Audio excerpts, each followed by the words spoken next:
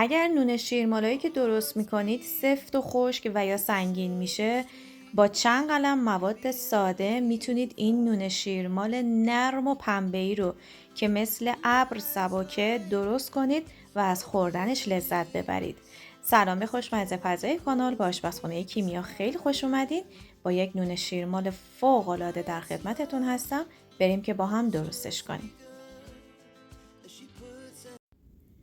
1 و 1/4 لیوان آرد سفید قنادی رو به همراه 4 تا 5 قاشق غذاخوری شکر، نصف قاشق غذاخوری خمیرمایه خشک فوری، نوک قاشق چایخوری وانیل و یه پینچ نمک رو با همدیگه مخلوط میکنیم و به آرد اضافه میکنیم و یه مقدار هم میزنیم تا مواد خشکمون کامل با همدیگه مخلوط بشن. این نون شیرمال رو شما به راحتی میتونید درست کنید و یک پایه فوق‌العاده عالی هست برای انواع نان و حتی خمیر پیتزا و یا حتی پیراشکی. میتونید از این خمیر استفاده کنید، فقط باید شکرش رو حذف کنید.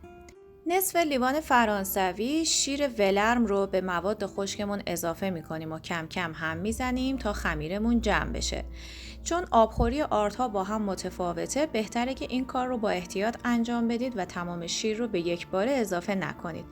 اگر دیدید خمیرتون هنوز هم نیاز به مایعات داره، میتونید قاشق قاشق باز هم اضافه کنید. دوستانی که نمیتونن شیر استفاده کنن میتونن به جای شیر از آب ولرم استفاده کنن، ولی حتما به دمای شیر یا آب دقت کنید. اگر خیلی سرد و یا خیلی داغ باشه، مخمر شما خوب عمل نمیکنه و بافت خمیر و بافت نون شما خوب در نمیاد. همزن رو کنار میذارم و با دست شروع میکنم به ورز دادن خمیر. خمیر رو در حدی ورز میدم اول که یه مقدار خودش رو جمع کنه. وقتی خمیر یه مقدار خودش رو جمع کرد، 25 گرم کره سرد رو بهش اضافه میکنیم. بعد از اضافه کردن خمیر حدود 8 تا 10 دقیقه با دست باید خوب ورز بدید تا گلوتن آرد آزاد بشه و یه خمیر کاملا سبک و لطیفی داشته باشید.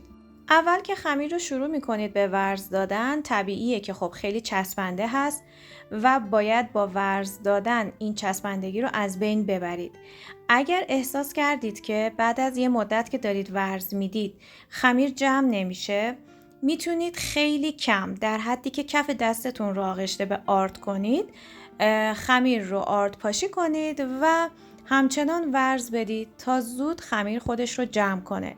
زمانی که گلوتن آرد آزاد میشه، خمیر خیلی لطیف و فوق‌العاده سبک میشه که اون کم شدن وزنش رو کامل شما خودتون موقع ورز دادن احساس میکنید. ورز خمیر من به اتمام رسید. ببینید یک خمیر کاملا یک دست با یک پف فوق‌العاده عالی. زمانی که انگشت میزنید باید دوباره خمیر مجدد برگرده به حالت اولیه خودش. داخل ظرف من خمیر رو میذارم، روی اون رو با نایلون میپوشونم و یه دستمال ضخیم روی ظرفتون بندازید و داخل محیط آشپزخونه حدود 1 ساعت تا نزدیک به 2 ساعت بستگی به گرمای محیط داره قرار بدید تا خمیر شما حجمش 2 برابر بشه. حتما دقت کنید که حجم خمیر باید زیاد بشه. اگر دیدید که 1 ساعت گذشت و خمیر شما هنوز حجم زیادی نگرفته، اجازه بدید بمونه و عجله نکنید. ببینید الان خمیر من همونطور که دیدید کامل حجم گرفته. من خمیر رو پفش رو میگیرم و اون رو روی سطح کار قرار میدم. 1-2 دقیقه روی سطحی که یه مقدار خیلی کم چرب کردید خمیر رو ورز بدید و بعد به شکلی که میخواید خمیرتون رو پهن کنید. من اول یه مقدار بیرون از سینی این کار رو انجام میدم و بعد خمیرم رو بلند میکنم و داخل سینی فر که کفش رو یه مقدار خیلی کم چرب کردم و کاغذ پهن کردم قرار میدم و ادامه شکل دادن به خمیرم رو داخل سینی انجام میدم. شما میتونید نونتون رو به حالت بیضی، دایره و هر شکلی که دوست داشته باشید در بیارید. من به حالت گرد به نونم فرم دادم و روی اون رو با چنگار یه مقدار طرح انداختم. اگر دوست دارید که طرح نونتون کاملتر دیده بشه، میتونید از شیئی که پهن‌تر هست و یا سر ضخیم‌تری داره استفاده کنید و همینطور شیارهایی که ایجاد میکنید عمیق‌تر باشه تا بعد از پخت که نونتون کامل پف میکنه این شیارها خیلی از بین نره و یک مقدار دیده بشه. من فر رو از قبل با دمای 180 درجه گرم کردم. اگر که میخواید از فر برقی و یا فر گازی استفاده کنید دمای 180 درجه و به مدت زمان 20 تا 25 دقیقه پخته بشه. بعد از اینکه روی نونمون رو یه مقدار طرح انداختیم پارچه رو دوباره روی خمیرتون پهن کنید، به مدت 1 رو بهش استراحت دوم رو بدید و با زرده تخم مرغ، 1 قاشق غذاخوری شیر و مقداری وانیل و زعفرون میتونید روی نونتون رو رومال بزنید و بعد از اون میتونید با سیاه دونه یا کنجد روی نونتون رو تزیین کنید و بذارید داخل فری که از قبل خوب داغ کردید.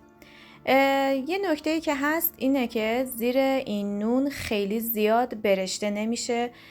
یک مقدار که تغییر رنگ داد و کامل پف کرد نشون دهنده پخت کاملش هست و اگر دوست داشتید که روی نونتون هم خیلی خوب رنگ بگیره میتونید حدود 1-2 دقیقه با همون دمای 180 درجه روی نونتون رو گریل کنید تا روی نون هم پخته بشه، ولی در ابتدا که نون رو میذارید داخل فر فقط گریل پایین روشن باشه. زمانی که نون رو از داخل فر خارج کردید میتونید روی اون رو یک مقدار با کره آب شده یا عسل رقیق شده رومال بزنید تا عطر و طعم بهتری داشته باشه و روی نون شما یک حالت براق‌تری پیدا کنه که حالت جذابتری به خودش میگیره. اگر به این آموزش ها علاقه دارید پیشنهاد میکنم که دیدن این ویدیوها رو هم از دست ندید که فوق‌العاده عالی و خوشمزه هستند. تا یک آموزش دیگه، خدا نگهدار.